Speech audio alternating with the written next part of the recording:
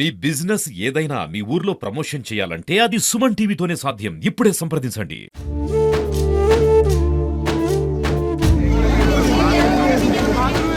ఏమన్నా పెద్దమ్మా నీ అక్కకి ఏం కాదు, నీ అక్కడ నేను బతికెత్తా, నా ప్రయత్నం నేను చేస్తామ్మా, ఏం కాదని చెప్పిండు కొంగువేడి సీనన్న.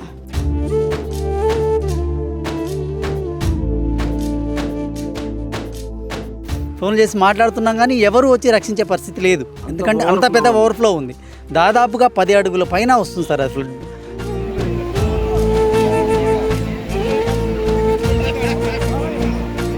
గోడెక్కి దండాలు పెట్టినా కూడా ఎవరు కాపాడలేరు నా పిల్లని.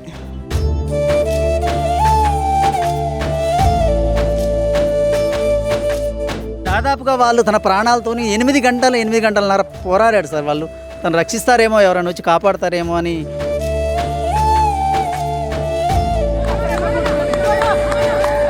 ₹1 కోటి 2 కోట్లకు ఆస్తి పోయినా మేము బాధపడలేదు. నా అల్లుడు నా బిడ్డ చనిపోయారు. ఏం కట్టేస్తాం మనుషులను అయితే కట్టిలేవుగా. ఆ పిల్లలకి న్యాయం చేయమంటున్నా నేను.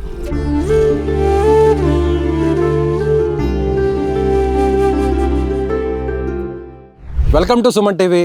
నేను విజయ్. ఈ వీడియోని స్కిప్ చేయకుండా, పాస్ చేయకుండా కంటిన్యూగా చూడండి. ఈ వీడియో చూసిన తర్వాత ఏం జరిగిందో ఏంటో మీకు తర్వాత డీటెయిల్గా వివరించే ప్రయత్నం చేస్తాను.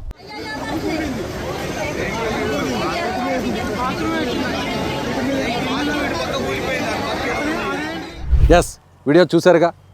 ఒక బిల్డింగ్ మీద వరద ఉధృతిలో 3 వ్యక్తులు ఆ బిల్డింగ్ మీద ఎక్కి తమ ప్రాణాలను కాపాడుకునేటువంటి ప్రయత్నం చేశారు. బిల్డింగ్ కూలిపోయింది. ఒక గోడ మాత్రం 6 గంటల నుంచి 5 గంటల వరకు ఆ గోడ అలాగే ఉంది. ఆ గోడ మీదే కొన్ని గంటల పాటు వారు ప్రాణాలను కాపాడుకోవడానికి ఆర్తనాదాలు చేస్తూ వచ్చారు. దురదృష్టవశాత్తు ఒక్కసారిగా ఆ బిల్డింగ్ పూర్తిగా స్మాష్ అయిపోయింది. 3 వ్యక్తులు కొట్టుకుపోయారు. అందులో యాకూబ్ అనేటువంటి కుటుంబ యజమాని, అతని భార్య సైదాబి చనిపోయారు. కుమారుడు షరీఫ్ మాత్రం వరదలో కొట్టుకుపోయి అదృష్టవశాత్తు రెస్క్యూ టీమ్, అక్కడ స్థానికంగా ఉన్నటువంటి పోలీసులు, యువకుల సహకారంతో ప్రాణాలతో బయటపడ్డాడు. వరద నీటిలో కొట్టుకొస్తున్నటువంటి వ్యక్తిని తాళ్ళు వేసి పట్టుకొని కాపాడినటువంటి దృశ్యాలు ఇప్పుడు మీరు చూశారు కదా. అసలు ఏంటి దానికి సంబంధించినటువంటి డీటెయిల్స్ మీకు వివరిస్తాను. నాతో పాటు ప్రస్తుతం ప్రత్యక్ష సాక్షి ఉన్నారు. ఈ ఘటన జరిగింది ఖమ్మం జిల్లా పాలేరు నియోజకవర్గంలోని కూసుమంచి మండలంలో నాయకన్ గూడానికి సంబంధించినటువంటి గ్రామంలో జరిగింది. నా వెనుక కనిపిస్తున్నటువంటి రిజర్వాయర్ పాలేరు రిజర్వాయర్. ఈ రిజర్వాయర్ ఒక్కసారిగా ఫ్లడ్ పెరిగింది. పైన నుంచి ఒక్కసారిగా ఓవర్ఫ్లో ఆ ఫ్లడ్ అంతా కూడా ఇక్కడ సిమెంట్ బ్రిక్స్ వ్యాపారాన్ని నడుపుకుంటున్నటువంటి యాకూబ్ కుటుంబం ఇక్కడే ఈ ప్రాంతంలోనే ఇల్లు కట్టుకొని జీవిస్తున్నారు. ఎక్కడ మీరు చూసినటువంటి వీడియో ఏదైతే ఉందో, ఆ బిల్డింగ్ ఏదైతే ఉందో, ఆ బిల్డింగ్ ఇదే. ఈ బిల్డింగ్ మీద నిల్చుకొని కొన్ని గంటల పాటు ఉదయం 6 గంటల నుంచి మధ్యాహ్నం 1 గంట వరకు ఈ బిల్డింగ్ మీద నుంచే నిల్చుకొని వారంతా కూడా ప్రాణాలను తమని కాపాడండి అంటూ వారందరూ కూడా వేడుకున్నారు. ఇక్కడ నేరుగా ఆ వైపు నుంచి నాకు కనిపిస్తున్నటువంటి ఆ వైపు నుంచి, అక్కడి నుంచి, ఆ గ్రామం నుంచి డ్రోన్ సహాయంతో లైఫ్ జాకెట్స్ని పంపించారు రెస్క్యూ టీమ్ పోలీసులు. అదేవిధంగా ఒక మొబైల్ని కూడా పంపించారు. మొబైల్ తీసుకున్న తర్వాత నేరుగా ఎవరైతే ఆ మహిళ ఉన్నారో, అలాగే చనిపోయినటువంటి మహిళ వ్యక్తి ఉన్నారో యాకూబు, వారిద్దరు కూడా స్వయంగా మంత్రి పొంగులేటి శ్రీనివాసరెడ్డితో ఫోన్లో మాట్లాడారు. ఆయన కూడా ధైర్యం చెప్పారు, మీరేం భయపడొద్దు, చాపర్ని తీసుకొస్తాను, హెలికాప్టర్ తీసుకొస్తాను, మిమ్మల్ని హెలికాప్టర్ ద్వారా రక్షిస్తానని చెప్పారు. కానీ వాతావరణం ప్రతికూలంగా ఉండడం వల్ల, సిగ్నల్స్ సక్రమంగా లేకపోవడం వల్ల హెలికాప్టర్ రాలేకపోయింది. దురదృష్టవశాత్తు ఆ 2 కొట్టుకుపోయారు, 2 చనిపోయారు. ఒక షరీఫ్ కుమారుడు మాత్రం బతికి బయటపడ్డాడు. చనిపోయినటువంటి వారిలో సైదాబీకి సంబంధించినటువంటి తల్లి మనతో ఉన్నారు. ఆమెతో మాట్లాడదాం. ఎలా జరిగిందమ్మా అసలు? అడగడానికి మాకు కూడా చాలా ఇబ్బందిగా ఉంది. వరద వచ్చిందంటయ్యా, వాళ్ళు చూసుకోలేదు. నైటే వచ్చింది అనుకోలేదు. వరద చుట్టూ గమ్మింది. ఎవరు కాపాడే పైకి ఎక్కారు, రేకులు ఎక్కింది. ఆపరేషన్ చేయించి 4 రోజులు కూడా కాదు, 20 రోజులైంది నా బిడ్డకి సైదాబీకి. 20 రోజులు అవి కూడా పైకి పాయింట్ వేసుకొని అది వేసుకొని పైకి ఎక్కారు. తల్లి ముగ్గురు 8 గంటలు ఉండారంటయ్యా పైన రేకుల మీద. గోడ ఎక్కి దండాలు పెట్టినా కూడా ఎవరు కాపాడలేరు నా పిల్లని. ఆయనకు ఫోన్ చేసినాం. మాది ఖమ్మం. మా బిడ్డ జానబి కొంగవేడి సీనన్నకు ఫోన్ చేసింది. పెద్దవాళ్ళకన్నా చేస్తే విమానం పంపిస్తే నా అక్క బతికిద్ది. 2 అక్క చెల్లెళ్ళు, కొడుకులు లేరు, 2 బిడ్డలు. ఆ బిడ్డకు మొగుడు చచ్చిండు, ఏనా చచ్చిపోయిండు. ఆ సీనన్న విమానం పంపిస్తే నా బిడ్డ నా అల్లుడు బతుకుడేమని నా చిన్న బిడ్డ ప్రయత్నం చేసింది లేదు, అన్ని ప్రయత్నాలు చేసింది. అన్నాడంట, విమానం పంపిస్తామ్మా, నీ అక్కకి ఏం కాదు, నీ అక్కడ నేను బతికెత్తా, నా ప్రయత్నం నేను చేస్తామ్మా, ఏం కాదని చెప్పిండు కొంగువేడి సీనన్న. చెప్పి మనం సౌకర్యట్లేదమ్మా, నువ్వు మాట్లాడు సైదాబి నేను కాపాడుతామ్మా అని చెప్పిండంట. నా బిడ్డ మాట్లాడిందంట. మాట్లాడిన కూసేపటికి కూలిపోయింది, ఇల్లు దశమైపోయిందంట. అన్న నేను అయిపోయింది అన్న నా పని అన్నదంట. అయ్యో బిడ్డ నేను కాపాడలేకపోయిన బిడ్డ. 8 గంటల సేపు గోళ్ళ మీద అటు ఇటు ఇది 3 మనుషులు తిరిగారంట. ఓరు కాపాడాలన్న. అంటే మంత్రి గారికి పొంగులేటి శ్రీనివాసరెడ్డి గారికి అక్కడి నుంచే చనిపోయినటువంటి మీ కూతురు ఫోన్ చేసి మాట్లాడారా నేరుగా? మాట్లాడింది. లైన్లో కలిపిస్తే నా బిడ్డ పైనుండే మాట్లాడిందంట. నేను వచ్చి కూడా అదే మాట్లాడు. మధ్యలో ఉండి బిల్డింగ్ పైనుంచి గోడ మీద ఉండి వాన్లో దడుచుకుంటా మాట్లాడిందంట పిల్ల.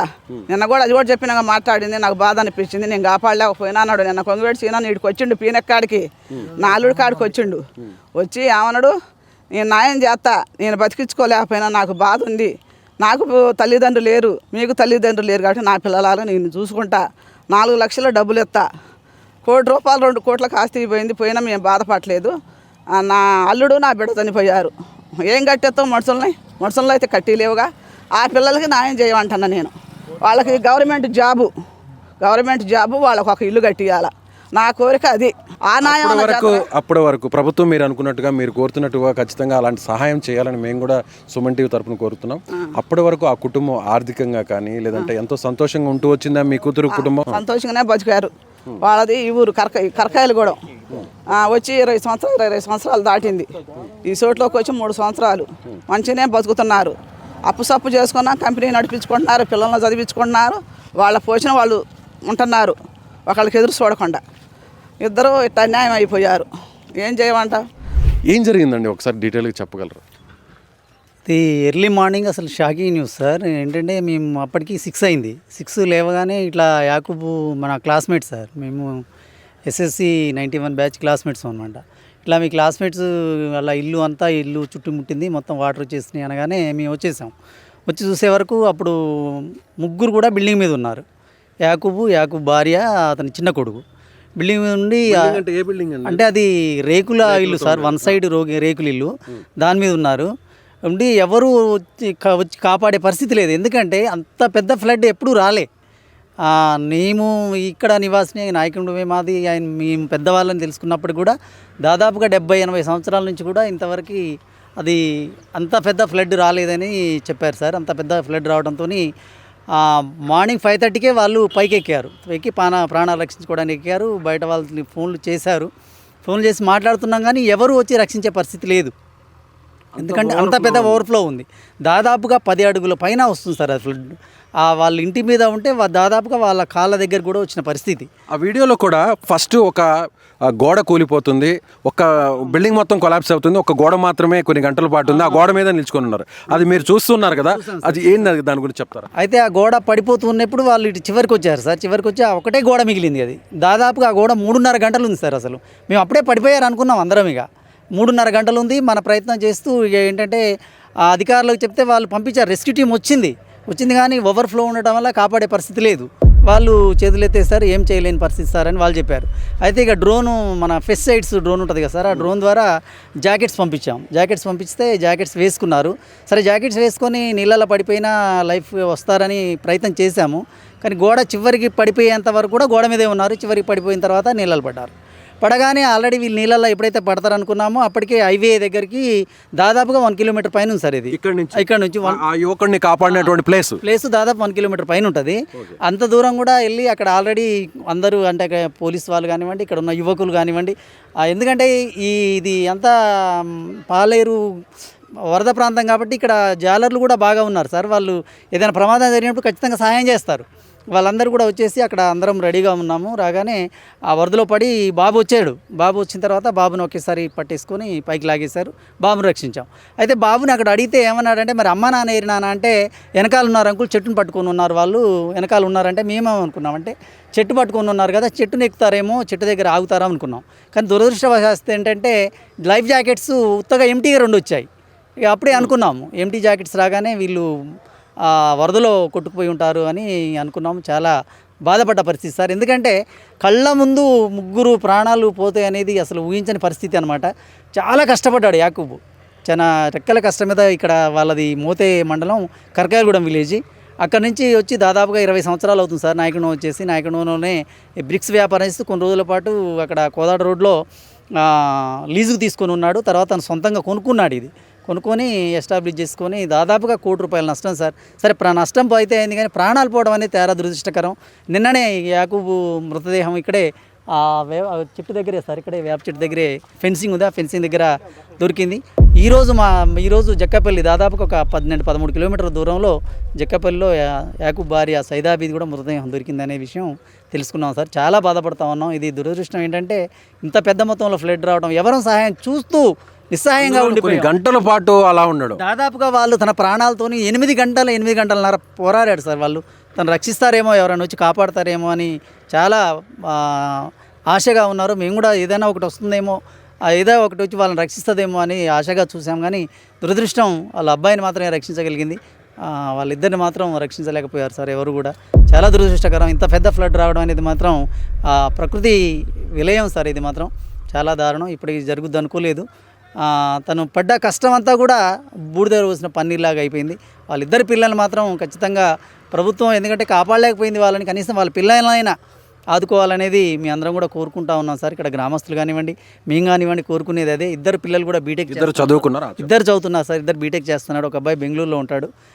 వాళ్ళిద్దరిని కూడా ఖచ్చితంగా ప్రభుత్వం వాళ్ళని ఆదుకొని వాళ్ళ గవర్నమెంట్ జాబ్స్ ఇచ్చి మళ్ళీ వాళ్ళకి ఇల్లు నిర్మించి వాళ్ళని కాపాడాలనేది మా ఉద్దేశం సార్.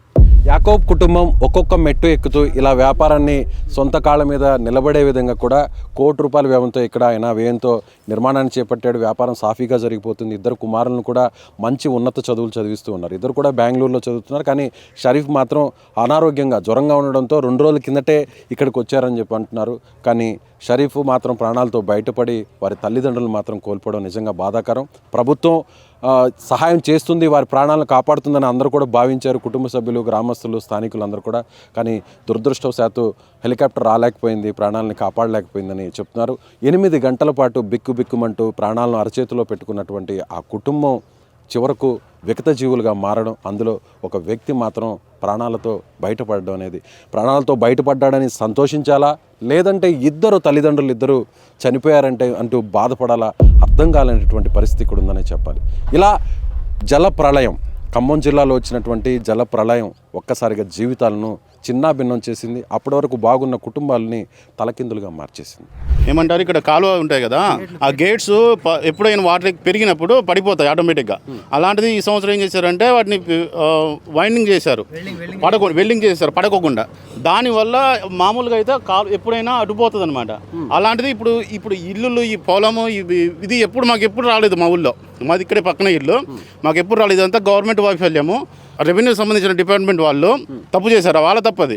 ఇప్పుడు పాపం ఇతనికి ఈ ఇద్దరు పిల్లలు ఉన్నారు, ₹1 కోటి నష్టం వచ్చింది. వీళ్ళదంటే ఏమో అతను బిజినెస్ మ్యాన్ తెలియదు, కనీసానికి ఎదనకన్నా న్యాయం చేయాలి. ఇద్దరు చనిపోయారు కాబట్టి, తల్లిదండ్రులు ఇద్దరు చనిపోయారు. పిల్లలు చిన్న పిల్లలు, ఎంత 20-22 సంవత్సరాల పిల్లలు, వాళ్ళకి ₹1 కోటి నష్టం వచ్చింది. అది ఏ విధంగా పూర్తి చేస్తారో చేయాలి. అది ఎందుకంటే ఇది గవర్నమెంట్ తప్పు, అది ప్రభుత్వ ఉద్యోగులు తప్పు చేశారు అక్కడ. అది వెల్డింగ్ చేయడం వల్ల ఇటు వచ్చింది. ఇంకా ఇలానే ఇంకా ఊరు ఉంటుంది అనుకోండి, దీని వెనకాల ఊరంతా కూడా పోయేది వాళ్ళ మిస్టేక్ వల్ల. ఆ తలుపులు ఆటోమేటిక్గా ఉండాలి ఎప్పుడు కూడా. మరి ఇప్పటికైనా చేస్తారో చేయరు ఆ పని చేయకపోతే మళ్ళీ ఇటే వస్తుంది. మరి ఇప్పుడు వీళ్ళు ఉండి కూడా దగ్గర 15 ఏళ్ళు అవుతుంది. అంతకుముందు పొలం చేసుకునేది, ఎప్పుడు కూడా వరదలు రాలే. అలుగులు ఎప్పుడైనా మాకు అవే అలుగులు, అవి వీళ్ళ ఇంటి అవతల ఉంటాయి, ఆ ఇంటి అవతల 100 మీటర్ల అవతల ఉంటాయి. అట్లాంటివి డైరెక్షన్ మొత్తం చేంజ్ అయిపోయింది, ఇటు వచ్చేసినాయి. అటు పోవాల్సిన వాటర్ పోకుండా వల్ల నిండిపోయింది, చెరువు నిండిపోయి పైన చెరువు తిరగడం వల్ల ఒకసారి వాటర్ ఇట్లా వచ్చేసింది. సో ప్రభుత్వం ఇద్దరు కూడా చదువుకున్నటువంటి వారి కుమారులు ఇద్దరు కూడా ప్రభుత్వ ఉద్యోగాన్ని కల్పించి నష్టాన్ని భర్తీ చేయాలని వారి కుటుంబ సభ్యులు, స్థానికులు వీరందరూ కూడా కోరుతున్నారు. కెమెరామెన్ సాయితో విజయ్, సుమన్ టీవీ, ఖమ్మం నుంచి.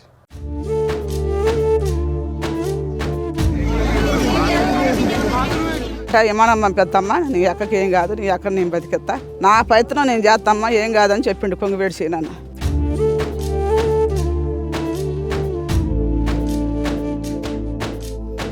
ఫోన్ చేసి మాట్లాడుతున్నాం కానీ ఎవరు వచ్చి రక్షించే పరిస్థితి లేదు. ఎందుకంటే అంత పెద్ద ఓవర్ఫ్లో ఉంది. దాదాపుగా 10 అడుగుల పైన వస్తుంది సార్ అసలు.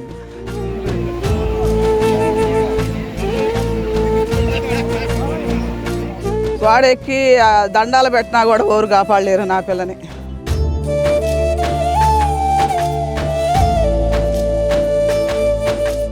దాదాపుగా వాళ్ళు తన ప్రాణాలతోని 8 గంటలన్నర పోరాడాడు సార్. వాళ్ళు తను రక్షిస్తారేమో, ఎవరైనా వచ్చి కాపాడతారేమో అని.